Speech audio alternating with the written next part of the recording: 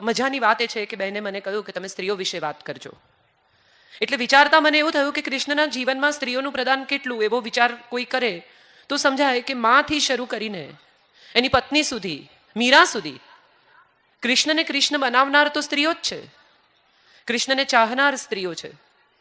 કૃષ્ણના સૌંદર્યને, એના સ્વરૂપને, એની સુંદરતાને, એની સાથે જોડાયેલી દરેક વાતને જો કોઈએ મહત્વની બનાવી હોય તો એ બધી જ સ્ત્રીઓ છે. અને આજે આપણે 8મી માર્ચ ને વુમન એમ્પાવરમેન્ટની બધી કથાઓ કહીએ છીએ, પણ આપણે વિચારીએ તો સમજાય કે નરકાસુરને ત્યાં ફસાયેલી 16,000 સ્ત્રીઓને જેણે છોડાવી, એટલું જ નહીં, છોડાવીને એમ કહ્યું કે તમે ક્યાંય પણ વસો, તમે કૃષ્ણની પત્ની છો એમ કહેજો. એટલે સમાજમાં જેણે 16,000 સ્ત્રીઓને ફરી એકવાર સ્થાન આપ્યું, એવા કૃષ્ણએ વુમન એમ્પાવરમેન્ટની શરૂઆત કરી, સ્ત્રીને સ્વતંત્ર કરી, સ્ત્રીને સન્માન આપ્યું. આ એવા કૃષ્ણ છે કે જેને બરાબર ખબર છે કે વસ્ત્ર ક્યારે હરવા ને વસ્ત્ર ક્યારે પૂરવા. એની પાસે એ બેલેન્સની સમજણ બરાબર છે. કોની સાથે મજાક કરી શકાય, કોની સાથે તોફાન કરી શકાય, એની પણ સમજ છે. અને ક્યાં ગંભીર થઈને જરૂર છે ત્યાં પહોંચી જવું, વસ્ત્ર પૂરવા, એની પણ એને સમજણ છે. રૂકમણીને ભગાડી લાવે છે અને બહેનને પણ અર્જુન સાથે વિદાય કરે છે. આ તમે એક આખો સ્પેન જુઓ કૃષ્ણનો તો આપણને સમજાય કે કેટલી બધી સ્ત્રીઓ સાથેનો એમનો પ્રગાઢ, અત્યંત સુંદર સંબંધ રહ્યો છે. નહીં તો ફરિયાદ કરવી હોય તો કેટલી બધી ફરિયાદ થઈ શકે. આપણે બધા જ આમ સવાર પડે ત્યારથી બાઈ નથી આવી ને ડ્રાઈવર નથી આવ્યો ને પાણી નથી આવતું ને ગરમી લાગે છે ને આવી બધી કેટલી ફરિયાદો આપણી પાસે હોય છે. ખરેખર વિચારીએ તો સમજાય કે કૃષ્ણ પાસે તો ફરિયાદો કરવાની જગ્યા હતી. જન્મની સાથે જ જેને માંથી વિખૂટા કરી દેવામાં આવ્યા, માંડ જેની સાથે સ્નેહ સધાયો, અથવા જે ગામમાં પ્રેમ થયો, અથવા જે ગામમાં એનું જીવન ગોઠવાયું, ત્યાંથી એને તરત જ મથુરા લઈ જવામાં આવ્યા. મથુરા લઈ ગયા પછી તમે જુઓ કે જે રાજા થઈ શકે એમ હતા, એને બદલે એમણે ઉગ્રસેનને ગાદીએ બેસાડ્યા અને પોતે ભણવા જવાનું નક્કી કર્યું. પાવર ઉપર નોલેજનું જેણે મહત્વ આપ્યું. બાકી 13 વર્ષનો 14 વર્ષનો છોકરો રાજા થઈ જાય તો એને તો બીજું કંઈ જિંદગીમાં કરવાનું રહેતું જ નથી. પણ એને બદલે એણે નક્કી કર્યું કે રાજા થતાં પહેલાં મારે એજ્યુકેશન ભણવું જોઈએ, શીખવું જોઈએ કે રાજ કેમ ચલાવવાનું, જિંદગી કેમ જીવવાની. પૂજ્ય ભાઈશ્રીની હાજરીમાં કૃષ્ણ વિશે કંઈ પણ બોલવું એ મારી હેસિયતની બહાર છે. એમનું જ્ઞાન, એમની સમજ અને એમના ઇન્ટરપ્રિટેશન એટલા સુંદર હોય છે. તેમ છતાં એક નાનકડી વાત મને બહુ ગમે છે જે મારે તમારા બધાની સાથે વહેંચવી છે. જ્યારે કૃષ્ણ ગ્રેજ્યુએટ થઈ જાય છે સાંદીપનીને ત્યાં અને પૂછે છે કે ગુરુદેવ હું શું આપું, અને ત્યારે સાંદીપની ઋષિ એમને કહે છે કે મારો દીકરો સાંદીપન છે જેને પંચજન્ય રાક્ષસ ઉઠાવી ગયો છે, એને લઈ આવો. નાનકડો છોકરો છે, શું યુદ્ધ કરવાનો કોને ખબર, પણ ગુરુને પોતાના શિષ્યમાં શ્રદ્ધા હોય છે તો જ કામ સોંપતા હશે. કૃષ્ણ જાય છે, પંચજન્ય સાથે યુદ્ધ કરે છે, સાંદીપનને યમને આપી દીધો છે, ત્યાંથી છોડાવીને પાછો લઈ આવે છે, ગુરુને સોંપે છે. અને ગુરુ પૂછે છે કે હું મારા તમામ તપોબળથી તને કંઈક વરદાન આપવા માંગુ છું, માંગ કૃષ્ણ. કંઈ પણ માંગી શક્યા હોત, રાજ્યથી શરૂ કરીને, સંપત્તિથી શરૂ કરીને અમરત્વ સુધી. સાંદીપની ઋષિના તપોબળ સાથે જોડાયેલી કોઈ પણ વાત તો કેટલી મોટી હોય, જે માંગે તે મળી જાય. એને બદલે કૃષ્ણ કહે છે માતૃહસ્તેન ભોજનમ, મને જીવનભર માના હાથનું ભોજન મળે એવા આશીર્વાદ આપો. આ માના હાથનું ભોજન એટલે શું? દેવકી કે યશોદા એની સાથે સાથે જ્યાં જાય ત્યાં જાય, રોજ એને રાંધીને ખવડાવે. આજની માં હોય તો ગેસ કુકર લઈને જોડે જોડે ફરે. આજકાલ મમ્મીઓ એવું બહુ કરે છે, છોકરાઓ ભણવા જાય ત્યાં ફ્લેટ ભાડે લે, મહારાજ રાખે, આખી વ્યવસ્થા ગોઠવે, હોસ્ટેલમાં રહેવા ના દે છોકરાઓને, અને પછી છોકરાઓ સમૂહ જીવન શીખે નહીં. આપણે એટલું બધું આપી દઈએ છીએ આપણા સંતાનોને કે એમના જીવનમાં સંઘર્ષ કરવાનું કશું બાકી રહેતું જ નથી.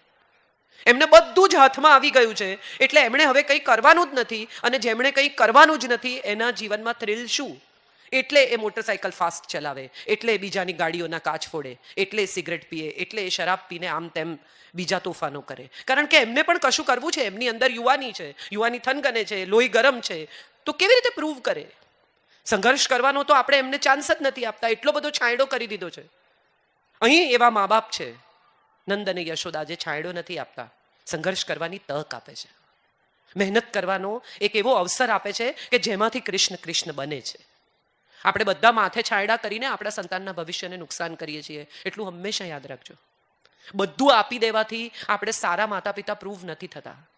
યશોદા કેટલા લાડ કરે છે, પણ એટ ધ સેમ ટાઈમ જ્યાં ખોટો છે ત્યાં કોઠીએ પણ બાંધે છે, સજા પણ કરે છે માં. અને માએ સજા કરવી જોઈએ, કારણ કે જે માં સજા નથી કરતી ને એ સંતાનના જીવનમાંથી મજા લઈ લે છે. સંતાનના જીવનમાં મજા ક્યારે હોય કે તોફાન કરવું, માંથી છુપાવવું, સજાથી બચવું. અને બાળક બ્રહ્માંડ ક્યારે બતાવી શકે જ્યારે માં એમ કે ખોલ તારું મોઢું.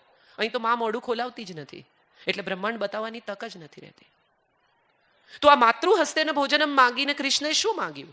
એણે કહ્યું કે જે સ્ત્રી મારે માટે રાંધે એ માં થઈને રાંધે, જે સ્ત્રી મને જમાડે એ માં થઈને જમાડે, જે સ્ત્રી મને લાડ કરે એ માં થઈને લાડ કરે. અને પૂજ્ય ભાઈશ્રીને વંદન સાથે મારે આ વાત કહેવી છે કે તમે વિચારો, વિશ્વના કોઈ ઈશ્વરનું બાળ સ્વરૂપ નથી પૂજાતું. શિવનું, ગણપતિનું, જીસસનું, મહાવીરનું, બુદ્ધનું, કોઈનું. આ એક જ એવો ઈશ્વર છે કે જેનું બાળ સ્વરૂપ પૂજાય છે. કારણ કે એણે માગ્યું, આટલા હજારો વર્ષો પછી પણ આ બાળ સ્વરૂપની પૂજા શાશ્વત છે, કારણ કે એણે માગ્યું કે મને માં થઈને વાલ કરો. અને કેટલો ફ્લેક્સિબલ ભગવાન છે તમે વિચારો તો સમજાય. જે લોકોના ઘરમાં લાલાજીની સેવા છે, પૂજા છે, સવારે 4 વાગે ઘંટડી વગાડીને તમારે બહારગામ જવું હોય તો તમે પૂજા કરો તો બિચારો જાગી જાય, કાંઈ બોલે નહીં. અને તમે 12 વાગ્યા સુધી તમારું મગજ છટક્યું હોય અને તમે કામમાં હો તો 12 વાગ્યા સુધી એને પૂછો નહીં તો બચારો તમે ઓઢાડી હોય રજાઈ ઓઢીને સૂઈ રહે. આવો ભગવાન ક્યાં મળે સાહેબ? જે કોઈ રીતે તમારી પાસે કંઈ માગે જ નહીં, તમને આપ્યા જ કરે. દ્રૌપદીના વસ્ત્ર પૂર્યા પછી એણે કોઈ દિવસ હિસાબ નથી લગાવ્યો કે મેં તારા વસ્ત્ર પૂર્યા, હવે ચલ તું મારું આટલું કામ કર. અને આટલા સમયે હાજર રહ્યા પછી, અક્ષય પાત્રમાં દાણો મળ્યા પછી, આવી રીતે પોતાના વસ્ત્ર પૂર્યા પછી, દરેક જગ્યાએ કૃષ્ણએ હાજર રહ્યા પછી પણ જ્યારે કામ્યક વનમાં જાય છે વિષ્ટિ કરતા પહેલા, ત્યારે દ્રૌપદી મગજ ગુમાવે છે એના ઉપર. તમને કોઈ કે આટલી બધી મદદ કરી હોય તેમ છતાં તમને એના પર અવિશ્વાસ આવે, એ કેવો સંબંધ? અને દ્રૌપદી એને કહે છે કે તું શેને માટે વિષ્ટિ કરવા જાય છે? તને યાદ નથી કે મારા વાળ ખેંચીને લઈ ગયેલા? તને યાદ નથી કે મારા વસ્ત્ર ખેંચેલા? બધું ભૂલી ગયો અને હવે તું એ લોકો પાસે વિષ્ટિ કરવા જાય છે, માફી માંગવા, જમીન માંગવા? મારે નથી જોઈતી જમીન, મારે તો વેર કરવું છે.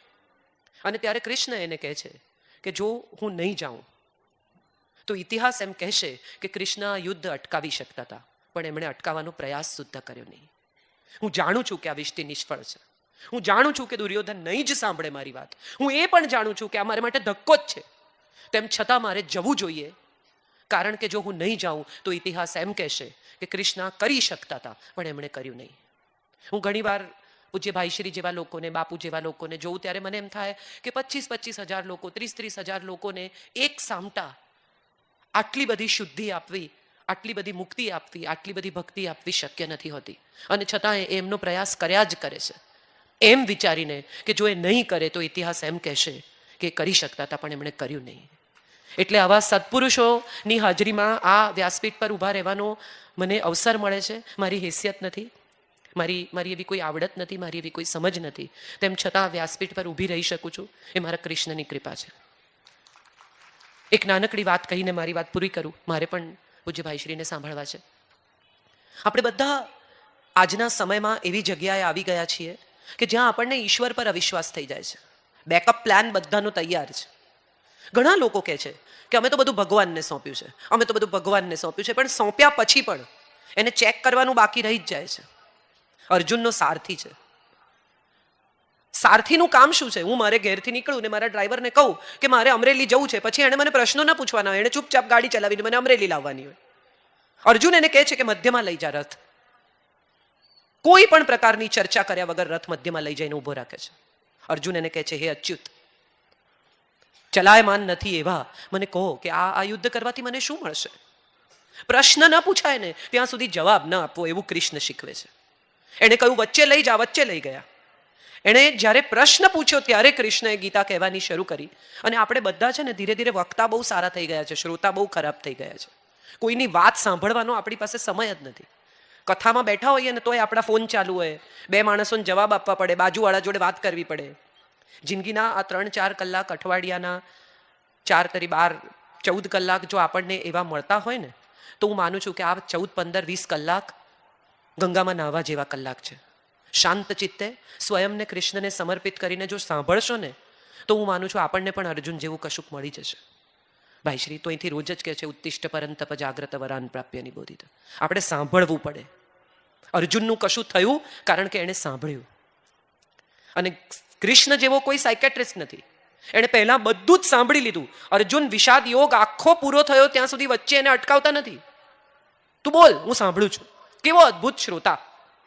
પૂરી વાત થઈ પછી એણે એમ કહ્યું કે હવે સાંભળ, હવે હું બોલીશ. તમે બધા આવી ગયા હો, પૂજ્ય ભાઈ શ્રી વ્યાસપીઠ પર બિરાજમાન હોય ને પછી હું ત્યાં એમ કહું કે હવે મારાથી નહીં બોલાય, તો વિજયભાઈ ને જયવંતભાઈ મને ટીંગાટોળી કરીને અહીંયા લઈ આવે કે ન કેમ બોલાય. અર્જુન કહે છે હું નહીં લડી શકું. કૃષ્ણની જગ્યાએ બીજું કોઈ હોત ને તો એક થપ્પડ મારત કે ગઈકાલે યાદ આવવું જોઈતું તું ડફોળ. એને બદલે શાંત ચિત્તે એને સાંભળે છે, એની સમસ્યાને સાંભળે છે, એની વિટંબણાઓ સાંભળે છે, એના અવઢવને સાંભળે છે અને પછી વાત કહેવાની શરૂ કરે છે. કૃષ્ણ પાસેથી આ પણ શીખવાનું છે કે સામેનાને સાંભળવા શાંતિથી. એ શું કહે છે એ સમજ્યા પછી સલાહ આપવાનો પ્રયત્ન કરવો. મધ્યમાં લઈ જઈને એ ગીતા કહે છે. દ્રોણ પણ સાંભળે, દુર્યોધન પણ સાંભળે. એણે કાનમાં નથી કહી ગીતા, ફૂલ લાઉડ અવાજે સૌને સંભળાય એવી રીતે ગીતા કહી છે. તમે પણ સાંભળો, દુશ્મન પણ સાંભળે, સામેવાળા પણ સાંભળે, મારો શિષ્ય પણ સાંભળે, પણ બધા સાંભળ્યા પછી જે ગ્રહણ કરે એની ગીતા છે. અર્જુને ગ્રહણ કરી, આ કોઈએ ગ્રહણ ન કરી, બાકી બધાએ સાંભળી હતી તો ત્યાં જ મધ્યમાં લઈ જઈને કહી હતી. એટલે પૂજ્ય ભાઈશ્રી અહીંથી કહે છે તો બધાને જ જે ગ્રહણ કરે એની કથા છે એવું મને હંમેશા લાગ્યું છે. એમના પ્રયાસ, એમનો સમય, એમનું જ્ઞાન એ તો આપણી સાથે સતત વહેંચતા રહ્યા છે. પણ એ જ્ઞાન આપણી ભીતર ઉતરે. આમાં એવું છે કે વરસાદ ધાબે પણ પડે ને વરસાદ જમીન પર પણ પડે. જમીન પર પડેલો વરસાદ હોય ને એમાંથી કંઈ ઉગે, ધાબે પડેલો વરસાદ હોય સાવરણો લઈને ફેરવાઈ જાય. આપણે નક્કી કરવાનું કે આપણે જમીન છીએ કે ધાબુ છીએ. જો જમીન હઈશું તો કંઈ ઉગશે અને ધાબુ હઈશું તો ધોવાઈ જઈશું. આપણે નક્કી કરવાનું છે આપણે કોણ છીએ. એ તો એક સરખો વરસાદ વરસાવે છે સૌ પર. તો આજના દિવસે તમે બધા અહીંયા કથા સાંભળવા આવ્યા છો, સંપૂર્ણ મનથી, હૃદયથી, બુદ્ધિથી આ કથાનું શ્રવણ કરજો અને માત્ર શ્રવણ નહીં કરતા ગ્રહણ કરજો. એવી મારી વિનંતી પણ છે અને એવી મારી ઝંખના પણ છે કે થોડુંક કશુંક આપણી ભીતર ઉતરે.